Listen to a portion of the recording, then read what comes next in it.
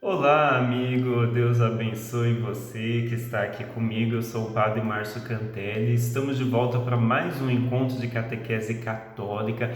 No encontro passado, nós falávamos do depósito da fé, Sagrada Escritura, transmissão escrita da Palavra de Deus, Sagrada Tradição, transmissão viva da Palavra de Deus. Junto eles formam a revelação. Esse grande depósito é onde a nossa fé está guardada, na Sagrada Escritura, na tradição. Hoje, então, nós vamos falar a pergunta 16: a quem compete interpretar autenticamente este depósito da fé? A interpretação autêntica do depósito da fé compete exclusivamente ao magistério vivo da Igreja. Então é interessante que ele fala da interpretação autêntica. Existem várias outras interpretações não autênticas. Então cada um pode fazer a sua interpretação aí da Sagrada Escritura, mas será se ela é autêntica? Muitas pessoas interpretam a Sagrada Escritura ao pé da letra.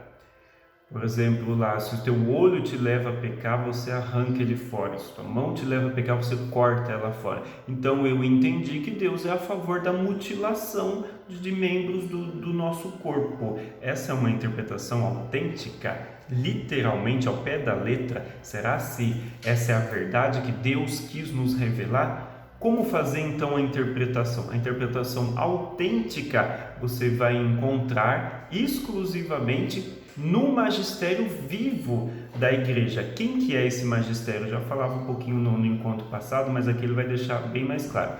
O magistério é o sucessor de Pedro, o bispo de Roma, que nós chamamos de Papa, e os bispos em comunhão com ele. Tem muitos outros bispos que não estão em comunhão com o Papa. Por exemplo, tem bispos da Igreja Católica Apostólica Brasileira, não estão em comunhão com o Papa. Tem bispos de outras igrejas evangélicas, então eles não fazem a interpretação, eles fazem uma interpretação da Sagrada Escritura, mas ela é autêntica, considerada pela Igreja Católica como autêntica, só a do Papa e os bispos que estão em comunhão com o Papa.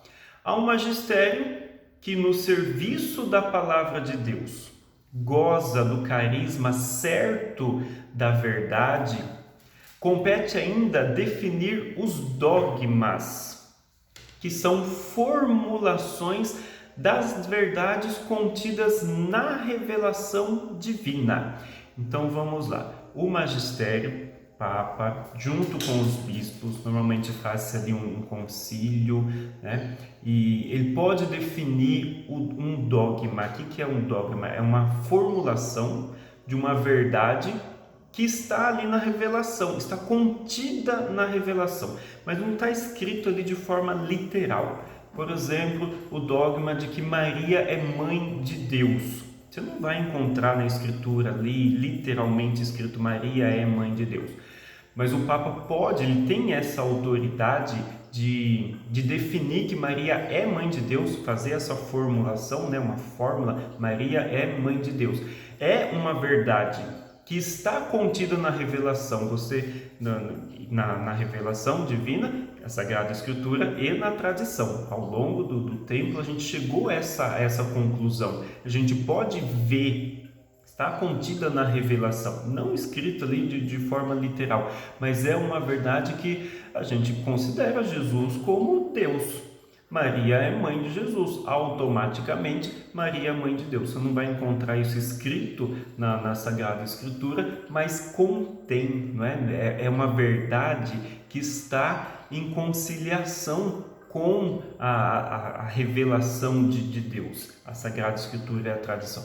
Por exemplo, um Papa nunca vai definir que o diabo é bom, vai fazer essa formulação. Não, a gente conhece a história da Bíblia, a gente vê o diabo como adversário, como inimigo, então nunca um Papa vai definir um dogma dizendo que o diabo é bom. Não, está em contradição com a Sagrada Escritura, com a tradição da Igreja, né? Então, e isso a serviço da Palavra de Deus.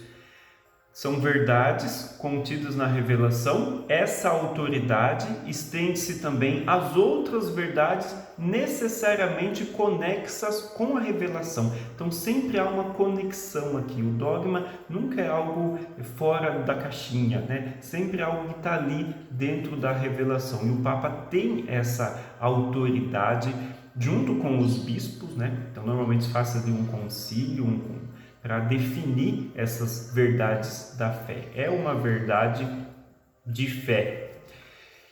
Que relação que existe entre a Escritura, a tradição e o magistério? Eles estão ali de tal maneira unidos que nenhum deles existe sem o outro.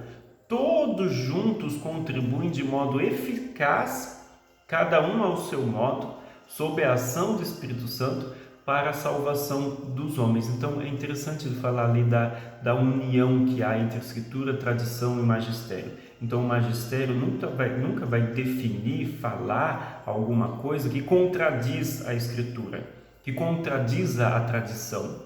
Interessante, os papas mais recentes nunca falaram assim, lembra daquele papa lá naquele século tal, ele estava errado, aquilo que ele disse não tem nada. Não, um papa nunca contradiz o que o outro tem, que o outro já disse, né? Para mostrar aí que existe realmente essa união entre escritura, tradição e magistério. E eles estão de tal modo unidos que eles contribuem de modo eficaz para a nossa salvação. Então a nossa salvação está garantida pela Escritura, pela tradição, pelo magistério. Eu encaro a Escritura como uma verdade de fé, mas eu nego o magistério, então você está fora aí dessa comunhão. Eles contribuem de modo eficaz para a nossa salvação. Cada um a seu modo, né? São três aí, porque cada um tem aí o seu modo de revelar, de nos trazer a revelação divina sob a ação do Espírito Santo. Então todos os três têm ali o Espírito Santo. É o mesmo Espírito que age na tradição, é o mesmo Espírito Santo que age no magistério, nas palavras do Papa, dos bispos. É o mesmo Espírito Santo que escreveu a Sagrada Escritura. Então não há contradição, o catecismo afirma isso, não há contradição entre eles e todos eles contribuem de modo eficaz pela nossa salvação. Então você quer ser salvo? Busque lá a tradição, a Escritura e o magistério. E no próximo encontro, então, nós já vamos explicar melhor aí sobre a Sagrada Escritura. O próximo tema já é a Sagrada Escritura. Muito obrigado pela sua companhia. Te encontro, então, no próximo encontro de Catequese Católica. Deus abençoe seu dia. Força e saúde!